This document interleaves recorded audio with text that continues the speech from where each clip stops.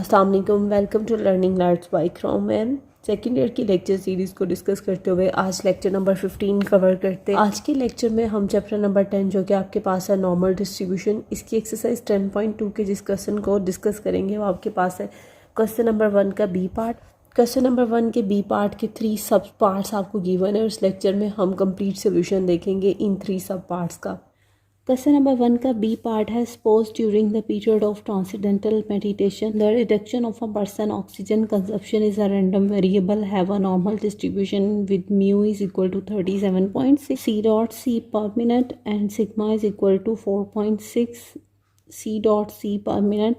Find the probability that during a period of transcendental meditation a person oxygen will be reduced to number 1 at most 35.0 cc per minute, second part at least 44.5 cc per minute, last part is anywhere between 30.0 to 40 cc per minute। इसमें आपको कहा गया suppose during the period of transcendental meditation।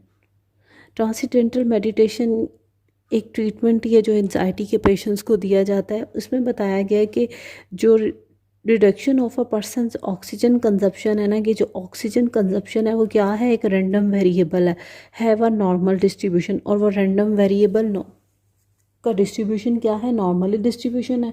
यानी कि इस normal distribution से आपको hint मिल गई कि आपके पास ये जो क्वेश्चन है चैप्टर नंबर 10 से आया है with mu is equal to 37.cc।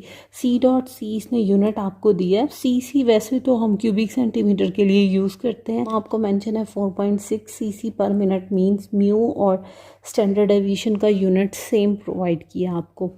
Find the probability that during the period of transcendental meditation a person oxygen will be reduced to number 1 at most 350 C dot C per minute।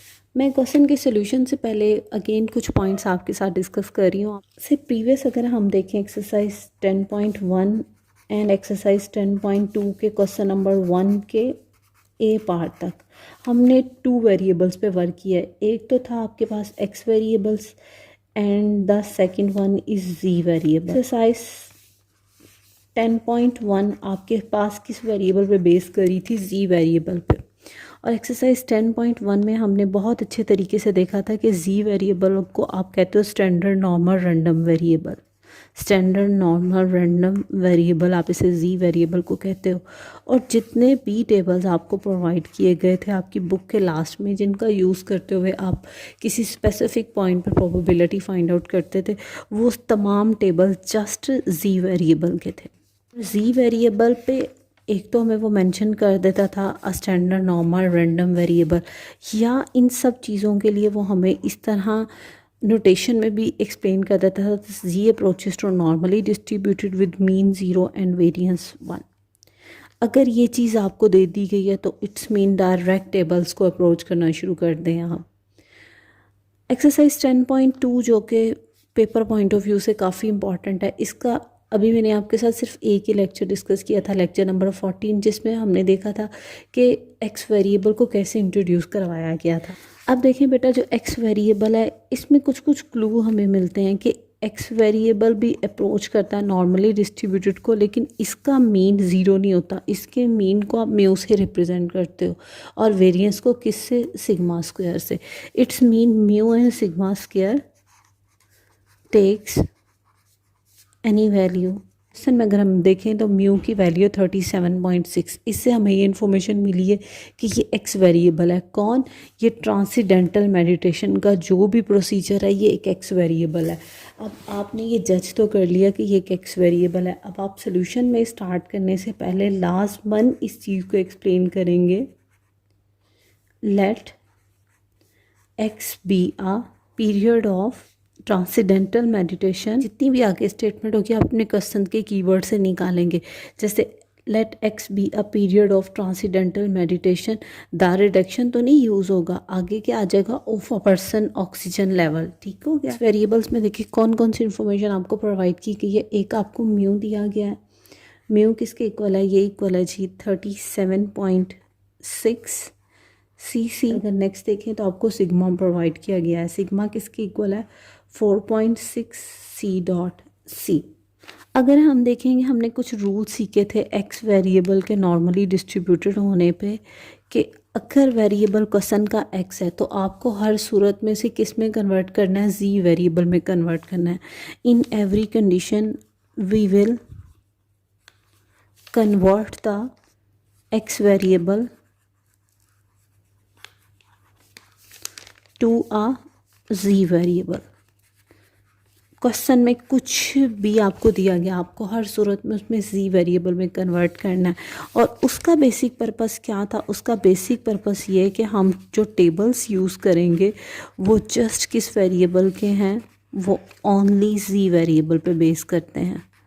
अच्छा, conversion के लिए हमने कौन सा rule लगाया था? Conversion के लिए हमने ये रूल सीखा था अपने लेक्चर नंबर 14 में भी और फर्स्ट 3 थ्योरी के लेक्चर्स में भी, कि जी किसके इक्वल होता है, एक्स, यानी कि एक्स वेरिएबल में से माइनस करो म्यू, और म्यू भी किसका होगा, एक्स वेरिएबल का ही, और डिवाइड कर दो इसको एक्स वेरिएबल के स्टैंडर्ड डेविएशन से। तो देखिए मेरे लिए तो काफ़ी आसान है, क्योंकि मुझे म्यू भी गिवन है, सिग्मा भी गिवन है। अब इधर एक और पॉइंट आपने अपने माइंड में फिक्स कर लेना अच्छे तरीके से, कि क्वेश्चन में म्यू और सिग्मा दोनों का यूनिट सेम होना चाहिए। अब फर्स्ट पार्ट की तरफ चलते हैं और इसका सोल्यूशन स्टार्ट करते हैं। एट मोस्ट 35.0 C.C पर मिनट। एट मोस्ट के लिए आप सबसे पहले क्या यूज़ करोगे, प्रोबेबिलिटी आ जाएगा। आपके पास एक्स वेरिएबल डिसाइड हो गया, क्योंकि एक्स वेरिएबल इस वजह से कि आपको एक स्पेसिफिक मीन की वैल्यू दी गई है, आपको स्टैंडर्ड डेविएशन की वैल्यू दी गई है। तो अभी तो फ़िलहाल एक्स आएगा मींस आपने प्रोबेबिलिटी फाइंड आउट करनी है एक्स पे। जितने भी मैंने फार्मूलाज आपके साथ डिस्कस किए थे, ये 9 फार्मूलाज थे जी के। आप देख रहे हो जी है या एक्स है, वॉटेवर कुछ भी है, दरमियान में एक इनइक्वालिटी चाहिए, लेस ग्रेटर की इनइक्वालिटी मौजूद हो। अब इस पार्ट में एटमोस्ट का वर्ड मेंशन किया गया। बेटा एटमोस्ट का क्या मीनिंग होता है? एटमोस्ट का मीनिंग होता है ज़्यादा से ज़्यादा, यानी कि ज़्यादा से ज़्यादा आप कहाँ तक जा सकते हो, 35.0 तक जा सकते हो। अब इसमें x की वैल्यू क्या होंगी, लेस देन और इक्वल टू 35.0। तो तभी तो मैं कह सकती हूँ कि x values is less than और इक्वल टू 35.0, क्योंकि एट मोस्ट ये वर्ड मेंशन कर रहा है कि 35.0 से ग्रेटर वैल्यू नहीं आएगी। तो याद रखिएगा, जहाँ पे भी एटमोस्ट का वर्ड मेंशन हो और आप प्रोबेबिलिटी पे वर्क कर रहे हो तो आपके पास लेस देन इक्वल टू का साइन आएगा। अब ये डिसाइड हो गया मुझे इस पे प्रोबेबिलिटी फाइंड आउट करनी है। मैं क्या करती हूँ, क्वेश्चन के इस पार्ट को आपके साथ लेफ्ट साइड पे मूव करती हूँ, साथ साथ राइट साइड पे सोल्यूशन स्टार्ट करूँगी। क्वेश्चन डिसाइड हो गया कि इसमें आएगा probability x less than equal to 35.0 पे आपने रिक्वायर्ड प्रोबेबिलिटी फाइंड आउट करनी है। आपको एक्स वेरिएबल को लाजमन किस में कन्वर्ट करना है, जी वेरिएबल में कन्वर्ट करना है, सो ही आप आंसर तक पहुंच सकते हो, नहीं तो आप आंसर तक नहीं पहुंचोगे। और कन्वर्जन के लिए जिसने हमें फार्मूला प्रोवाइड किया था कि जी इक्वल है x minus mu divided by standard deviation, ऐसे ही है।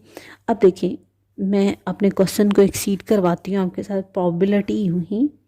अब देखिए एक्स है, एक्स में minus mu divided by standard deviation, यही है। मैंने एक्स में से म्यू माइनस कर दिया, डिवाइड स्टैंडर्ड डेविएशन कर दिया। ये लेस देन इक्वल टू का साइन यूँ ही 35.0, इसमें से माइनस मैंने क्या करना है, मैंने म्यू माइनस करना है। तो आप देख रहे हो कि आपको म्यू की वैल्यू तो आपके क्वेश्चन में गिवन है कि म्यू जी इक्वल है 37.6 के, और डिवाइड आपने स्टैंडर्ड डेविएशन क्या गिवन है 4.6। और एक बात आप देख रहे हो कि क्वेश्चन में x का यूनिट भी C.C था, म्यू का यूनिट भी C.C था, और सिग्मा का यूनिट भी C.C था।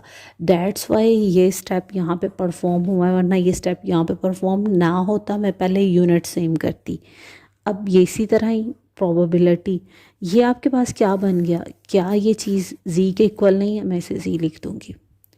लेस देन इक्वल टू यूँ ही ये एक न्यूमेरिकल वैल्यू आएगी, जिसे by using calculator find out करते हैं और देखते हैं कि क्या वैल्यू आ रही है। पॉइंट के बाद 2 डेसिमल प्लेसेस तक वैल्यू पिक करनी है, तो मैं लिखूँगी -0.57, क्योंकि थर्ड डेसिमल प्लेस पे 5 पड़ा है। और हमने ये सीखा था कि अगर राउंड अप तब पॉसिबल होगा अगर थर्ड या इनकमिंग डेसिमल पे आपके पास 5 या 5 से लार्जर वैल्यू हो, तो ये आपके पास आ रहा है -0.57। ये फार्मूलाज मैंने आपके साथ डिस्कस करती आ रही हूँ एक्सरसाइज 10.1 में। ये फर्स्ट फार्मूला लगेगा, क्योंकि मैं अगर क्वेश्चन से कंपैरिजन करूँ, प्रोबेबिलिटी है जी है, लेस देन इक्वल टू है, और एनी स्पेसिफाइड वैल्यू है ए, और ये किसके इक्वल होता है, ये इक्वल होता है five of that specified value. तो ये इक्वल बेटा आपके पास आ जाएगा फाइव ऑफ ए, जो कि क्या है आपके पास -0.57। अभी तो मैंने आपके साथ ये पेज शेयर किया है, अगर आप क्वेश्चन में सोल्यूशन कर रहे होगे तो आप इधर रीज़न लास्ट भी मेंशन करना कि probability of Z less than equal to A equal होता है 5 ऑफ ए के। इन मुझसे बहुत सारे स्टूडेंट्स पूछ रहे थे कि टीचर टेबल्स का पता नहीं चल रहा कि हमने कौन सा टेबल यूज़ करना है। तो बेटा मैं आपको इस लेक्चर में भी टेबल्स का यूजेस बता देती हूँ। आप इसमें टेबल यूज़ करोगे 9। अब देखें, टेबल जी है ऑर्डिनेट्स, आप ऑर्डिनेट्स का काम नहीं कर रहे, आप जी वेरिएबल पे वर्क कर रहे हो, तो टेबल 7 यूज़ नहीं होगा, क्योंकि टेबल 7 ऑर्डिनेट का टेबल है। तो इस क्वेश्चन में ऑर्डिनेट का वर्ड ही मेंशन नहीं है, तो दैट्स वाई टेबल 7 यूज़ नहीं होगा। आप देखो टेबल 9, ये है standard normal cumulative distribution function. ये आपको गिवन भी है, probability of Z less than equal to Z, और ये यहाँ पे आपके पास फार्मूला है बी मेंशन किया हुआ है, -∞ से some specified value of Z. तो standard normal cumulative distribution function, तो आप तो जी वेरिएबल पे वर्क कर रहे थे, दैट्स वाई आप टेबल 9 का यूज़ करेंगे। तो ये इक्वल यूँ ही 5 ऑफ -0.57। अगर आपको टेबल वैल्यू भी नहीं देखनी आती तो -0.57 को यूँ देखते हैं कि पॉइंट के बाद 1 डेसिमल प्लेस को मर्ज करते हैं, तो ये बन रहा है -0.5। अब आपने -0.5 को अपने टेबल में यूँ सर्च करना है। तो आप देखो ये फर्स्ट पेज पे वैल्यू नहीं है, ठीक है, तो सेकंड पेज पे देखते हैं, तो ये आपके पास आ रहा है -0.5। अब नेक्स्ट डेसिमल प्लेस पे क्या लिखा हुआ है 7। अब आपने इसे 7 कॉलम में सर्च करना है। -0.5 यूँ चलते जाएं तो टॉप पे हेडिंग चल रही है 7 की, और ये आपके पास आ रहा है 0.28434। ये देखें, ये टेबल, ये कॉलम 7 है आपके पास, 0.28434। ये आपके पास रिक्वायर आंसर था probability of x less than equal to 35.0 पे। मैं इसे हाईलाइट कर दी हूँ। अब बहुत सारे स्टूडेंट्स कमेंट सेक्शन में ये कहेंगे टीचर ये बुक वाला आंसर नहीं आ रहा, तो चलें बुक से इसे कंपैरिजन करते हैं। आप देख रहे हैं मेरे पास आंसर आया है 0.28434। अगर आप अपने बुक में देखें तो ये फर्स्ट पार्ट है एट मोस्ट 35.0 C.C पर मिनट, इसमें आपके पास आंसर आ रहा है 0.28604।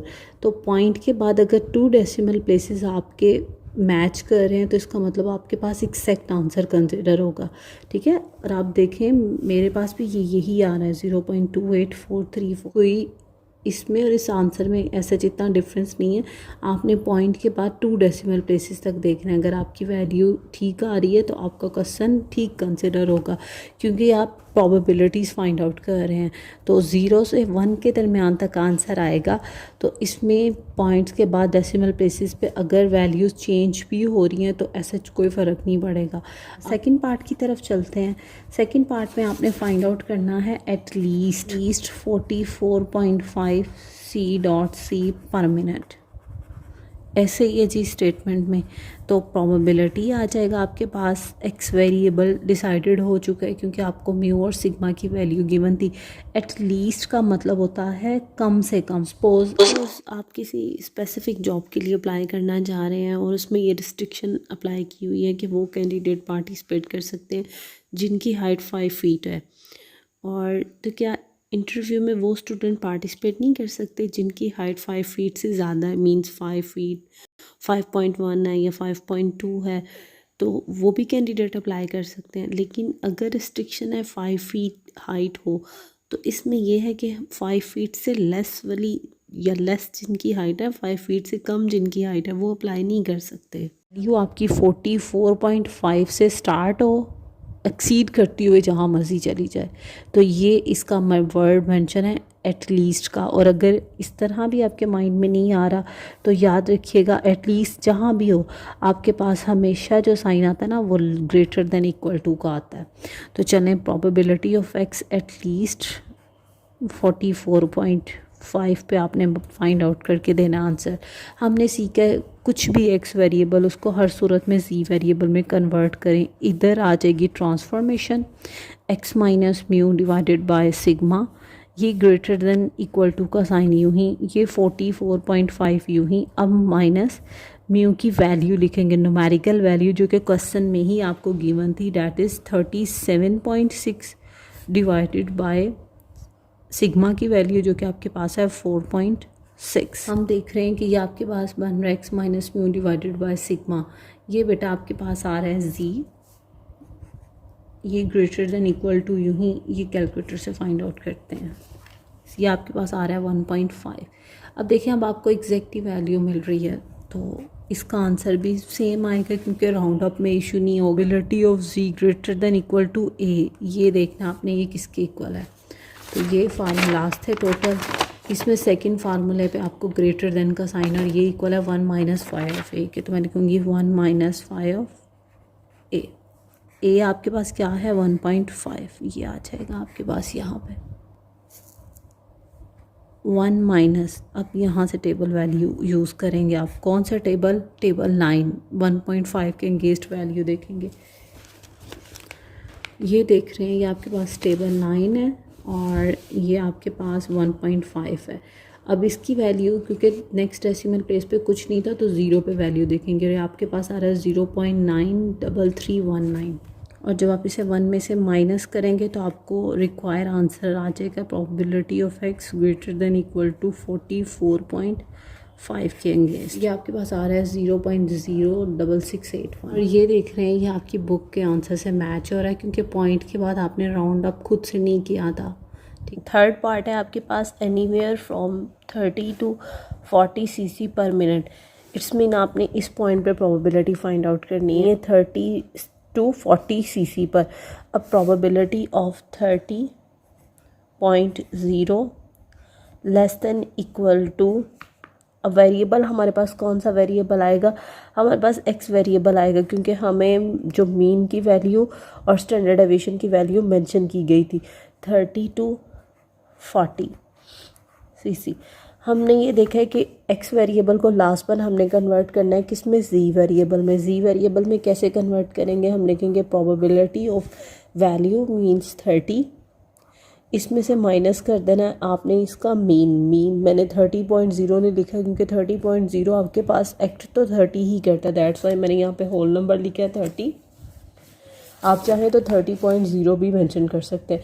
आपने 30 में से मीन माइनस किया जो कि आपके पास है 37.6, डिवाइड कर देंगे आप स्टैंडर्ड डेविएशन से जो कि आपके पास है 4.6। लेस देन का साइन यूँ ही, सिमिलरली हम यहाँ पे भी नोटेशन मार्क करेंगे x minus mu divided by sigma.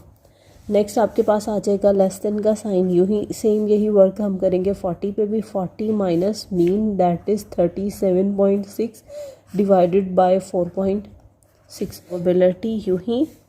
अब आपने ये न्यूमेरिकल वैल्यू कैलकुलेट करनी है अपने कैलकुलेटर से, तो ये आपके पास आ रहा है -1.65। पॉइंट के बाद जो थर्ड डेसिमल प्लेस है यहाँ पे आपके वो 2 मेंशन है तो मैं जस्ट यहाँ पे लिखूँगी -1.65। अब अगर आप गौर से देखें तो ये टर्मिनोलॉजी आपके पास किसके इक्वल है, जी के इक्वल है। और हमने देखा था कि हम एक्स वेरिएबल को लास्ट में जी वेरिएबल में कन्वर्ट करेंगे क्योंकि टेबल्स लास्ट में जस्ट जी के गिवन है। और जब मैं इस न्यूमेरिकल वैल्यू को कैलकुलेट करती हूँ तो आपके पास आ रहा है 0.521 है तो मैं इसे मेंशन करूँगी 0.52। मैंने आपके साथ स्टैंडर्ड नॉर्मल रैंडम वेरिएबल के कुछ थ्योरम्स डिस्कस किए थे, टोटल 9 फार्मूलाज या 9 क्लू थे आपके पास। इसमें हमने देखा था कि probability of A less than equal to Z less than equal to B means जब भी जी की वैल्यू किसी रेंज में लाई कर रही हो तो ये आपके पास इक्वल होता है 5 ऑफ बी माइनस 5 ऑफ ए। तो ये देखिए अगर मैं इस क्वेश्चन के पार्ट को एक्सीड करूँ तो ये आपके पास 5 यूँ ही 5 आ जाएगा। बी वैल्यू आपके पास कौन सी है, जो लार्जेस्ट वैल्यू होती है और वो आपके पास क्या आ रही है 0.52 माइनस फार्मूले का ये वाला अब फाई ऑफ कौन सी वैल्यू, ए वैल्यू, जो कि आपके पास है -1.65। नेक्स्ट यूं ही अब आपने फाई ऑफ 0.52 पे टेबल वैल्यू देखनी है और फाई ऑफ -1.65 पे टेबल वैल्यू देखनी है। आपके पास आ रहा है 0.5 और नेक्स्ट 2 पे आपके पास वैल्यू आ रही है 0.6847 माइनस यूं ही अब आपको वैल्यू चाहिए फाई ऑफ -1.65 पे, तो देखते हैं कि टेबल वैल्यू क्या आ रही है। अब आप देखिए -1.6 ये आपके पास फर्स्ट वैल्यू 0 के अगेंस्ट है, 1 2 3 4 5 और 5 पर आपके पास वैल्यू आ रही है 0.04947 और जब आप इसे सब्ट्रैक्ट करते हैं तो आपके पास वैल्यू आ रही है 0.649। तो इस लेक्चर में हमने क्वेश्चन नंबर 1 के बी पार्ट को कंप्लीट डिस्कस किया है। इसके साथ आज का हमारा लेक्चर फिनिश होता है। लास्ट में आप सबसे रिक्वेस्ट है प्लीज़ चैनल को लाइक और सब्सक्राइब कीजिएगा। अपना ख्याल रखिएगा। अल्लाह।